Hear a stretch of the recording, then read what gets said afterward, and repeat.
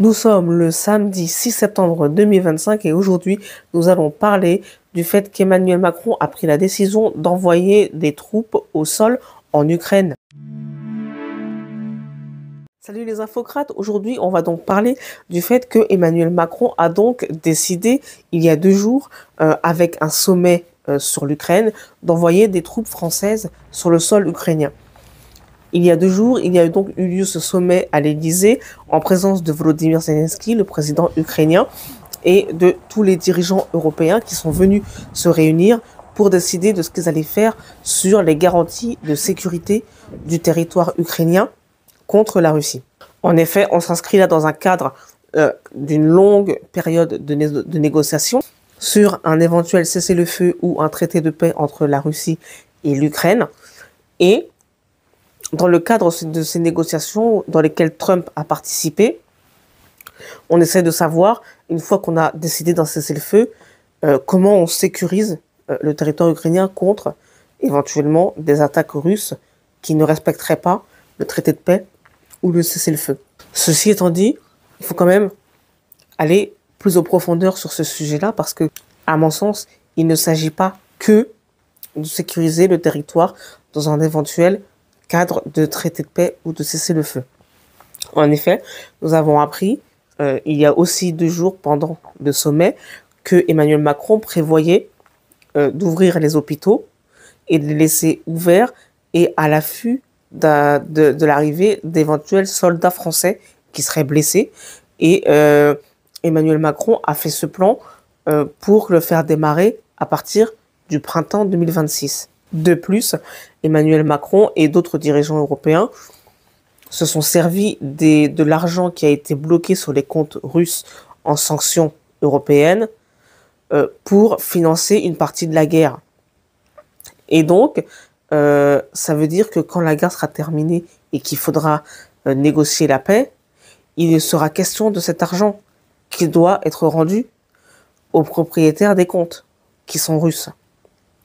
Donc, le problème, c'est qu'on se demande donc s'il n'y a pas intérêt ici, pour les dirigeants européens, à maintenir la guerre pour éviter d'avoir à rembourser l'argent sur les comptes qui a été pris sur les comptes bloqués des milliardaires russes. La question se pose. Ensuite, il faut se rendre compte que Donald Trump, qui a essayé de négocier la paix avec Vladimir Poutine, a très souvent exclu les Européens de ses propres négociations avec Vladimir Poutine. Pourquoi Donald Trump a-t-il fait ça?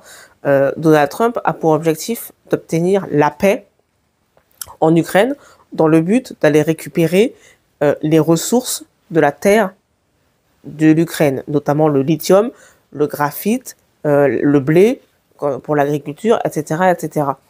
Et notamment aussi peut-être un peu de gaz et de pétrole. Donc Donald Trump, lui, économiquement parlant, il veut la paix et il veut pouvoir négocier l'entrée des entreprises américaines sur le sol ukrainien pour aller récupérer les matières premières. Donc s'il n'inclut pas les Européens et Emmanuel Macron en particulier dans les négociations, c'est parce qu'il estime que les demandes des Européens ne sont pas raisonnables et pourraient déclencher une guerre mondiale et pourrait justifier l'entrée en guerre de la Russie contre des pays européens qui sont autres que l'Ukraine. Pourquoi? Parce que quelles sont les conditions pour que Vladimir Poutine cesse la guerre? Il veut que l'Ukraine n'entre pas dans l'OTAN. Il veut que l'Ukraine n'entre pas dans l'Union européenne. Il veut que les troupes européennes et que les troupes de l'OTAN ne se trouvent pas sur le territoire de l'Ukraine. Tout ça pourquoi? Parce qu'il ne veut pas de l'OTAN en fait à ses frontières, puisque l'Ukraine et la Russie partagent une frontière commune. Donc il ne veut pas de la présence de l'OTAN ou de l'Union européenne militaire ou de la présence américaine en Ukraine. C'était une demande tout à fait légitime, parce que c'est une demande qui sert à protéger le territoire russe. Donc en tant que chef de l'État russe, Vladimir Poutine protège son territoire. Donc jusque-là, les demandes formulées par Vladimir Poutine étaient tout à fait raisonnables. Or, que se passe-t-il? Volodymyr Zelensky continue d'affirmer qu'il veut rentrer dans l'Union européenne. Volodymyr Zelensky continue d'affirmer qu'il veut rentrer dans l'OTAN. Volodymyr Zelensky continue à négocier pour avoir les troupes européennes sur son sol, dans un format qui ressemble fortement à celui des casques bleus de l'OTAN sans les casques bleus de l'OTAN. Volodymyr Zelensky continue à demander l'aide américaine à sa sécurité. Sans formuler le mot OTAN clairement, mais ce sont les Américains qui dirigent l'OTAN, donc en fait, c'est quasiment la même chose que d'avoir l'OTAN sur le territoire ukrainien. Donc en fait, ce que Donald Trump et Vladimir Poutine constatent, c'est que les Européens ne sont pas là pour faire cesser la guerre, puisqu'ils n'ont absolument aucune intention de respecter les conditions posées par Vladimir Poutine, qui sont, encore une fois, je le répète, des conditions légitimes. Et ils décident quand même d'envoyer des troupes à la frontière entre l'Ukraine et la Russie, en sachant que Vladimir Poutine n'en veut pas. Et Vladimir Poutine a mal pris cette décision du sommet d'envoyer des troupes, et il a quasiment dit que ça ressemblait fortement à une déclaration de guerre et qu'il y aurait une réponse militaire de sa part. Donc si vous voulez, là, on est sur des dirigeants qui prennent des décisions,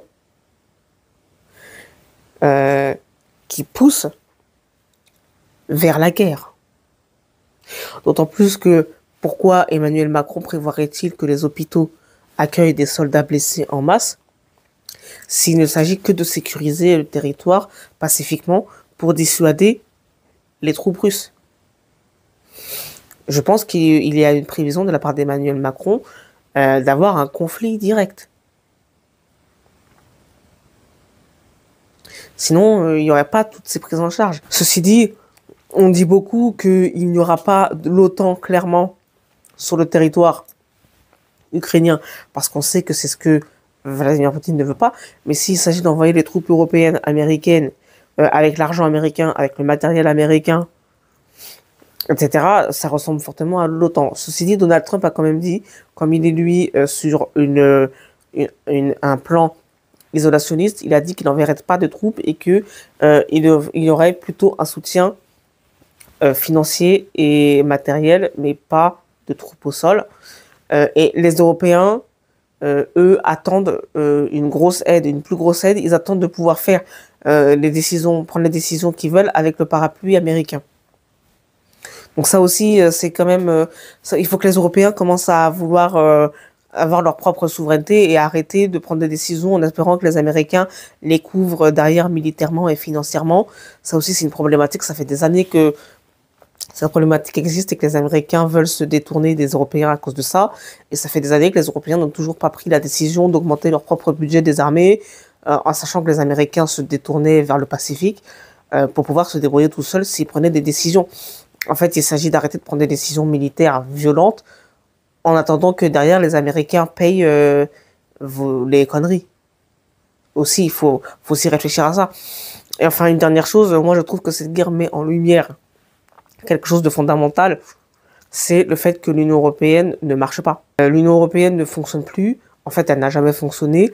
Les velléités de se mettre d'accord sur telle décision militaire, etc., on voit que ça marche pas. L'Italie ne veut pas envoyer des troupes. La Hongrie ne veut pas envoyer des troupes. À chaque fois qu'il y a des réunions, en fait, on ne se met jamais d'accord sur une décision à prendre. Parce qu'en fonction des intérêts nationaux, certains veulent et certains ne veulent pas prendre telle décision ou telle décision. Il y a aussi Emmanuel Macron qui a un projet de mutualisation des armées de l'Union européenne pour faire une armée de l'Union européenne, projet auquel n'adhère aucun autre chef d'État de l'Union européenne, parce que personne ne veut mutualiser ses armées, parce que tout le monde veut prendre sa décision tout seul au niveau des armées, et personne ne veut envoyer des troupes mourir pour des raisons qu'on ne peut pas justifier au niveau de la population. Donc c'est de plus en plus compliqué. La propre existence de l'Union européenne est clairement mise en cause par cette guerre, parce qu'on voit qu'il y a des décisions qui ne sont pas prises ou qui sont prises trop lentement, et on voit que la prise de décision politique n'est pas efficace avec l'Union européenne. La diplomatie européenne n'existe pas, elle n'est pas écoutée dans le monde. Donald Trump, quand il se mêle de régler la guerre en Ukraine, il Il ne convoque pas les Européens en tant qu'Union européenne. Il ne convoque pas Ursula von der Leyen, sauf pour l'humilier. Il ne convoque pas le chef de la diplomatie européenne. Et en fait, il s'en fiche. Il prend chaque chef d'État comme n'importe quel chef d'État. Donc en fait, on est sur un constat d'échec diplomatique de l'Union européenne. D'ailleurs, il y a aussi tout un tas d'autres problèmes de souveraineté nationale que je n'ouvrirai pas ici parce que c'est pas le sujet. Mais en réalité, il va falloir quand même se poser la question peut-être de la fin de vie du traité de Lisbonne et du traité de l'Union européenne, en fait, sur tous les sujets, parce qu'on est sur un constat d'échec politique qui est flagrant. Voilà, c'est la fin de cet édito. J'espère qu'il vous aura permis de réfléchir et de vous informer. Et je vous dis à bientôt dans un prochain édito. Salut!